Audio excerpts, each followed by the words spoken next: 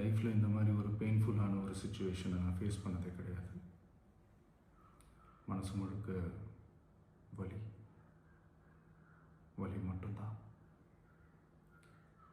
இந்த சுற்றுப்பயணத்தில் என்னென்ன மக்கள் பார்க்க வராங்க, அதுக்கு ஒரே ஒரு காரணம் தான், அவங்க என் மேலே வச்சிருக்கிற அன்பும் பாசம்.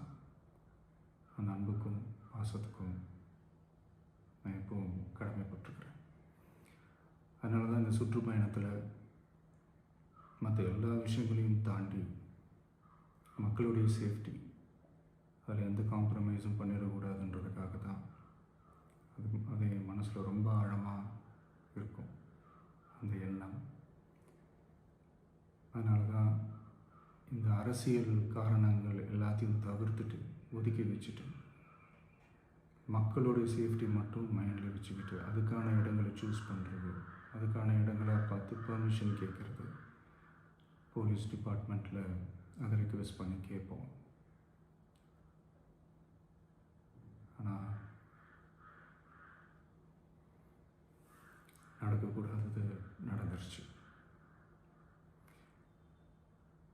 ஆனால் மனுஷன் தானே, அந்த நேரத்தில் அத்தனை பேர் பாதிக்கப்பட்டு இருக்கும்போது எப்படி அந்த ஊரை விட்டுட்டு என்னால் கிளம்பி வர முடியும்?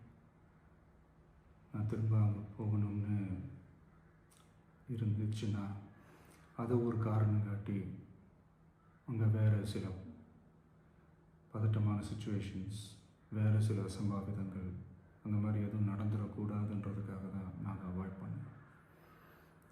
இந்த நேரத்தில் சொந்தங்களை இழந்து தவிக்கிற அத்தனை குடும்பங்களுக்கும் என்னுடைய ஆழ்ந்த இரங்கலை தெரிவிச்சுக்கிறேன். எனக்கு தெரியும், என்ன சொன்னாலும் இது ஈடேயாகாதுன்னு எனக்கு தெரியும்.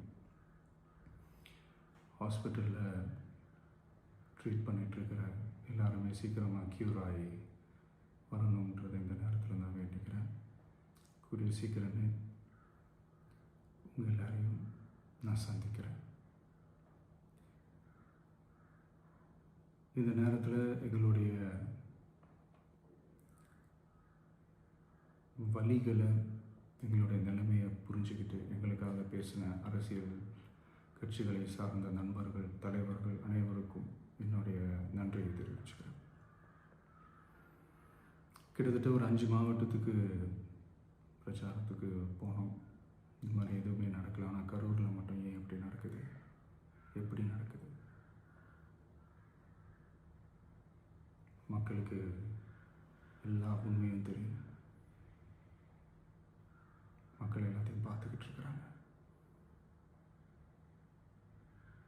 கரூரை சேர்ந்த அந்த மக்கள் அந்த உண்மையெல்லாம் வெளியில் சொல்லும்போது எனக்கு கடவுளே நேரில் வந்து இறங்கி அந்த உண்மைகள்லாம் சொல்கிற மாதிரி எனக்கு தோணுச்சு. சீக்கிரமே எல்லா உண்மைகளும் வெளியில் வரும்.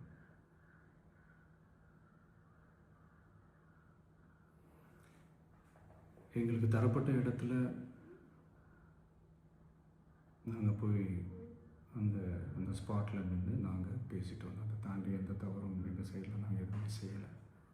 பட் இருந்தாலும் எங்கள் கட்சியை சேர்ந்த நிர்வாகிகள், தோழர்கள் மேலே எஃப்ஐஆர், அது மட்டும் இல்லை சோஷியல் மீடியாவை சேர்ந்த நண்பர்கள், தோழர்கள் அவங்க மேலே எஃப்ஐஆர்லாம் போட்டு இப்போ பிடிச்சிக்கிட்டு இருக்கிறாங்க.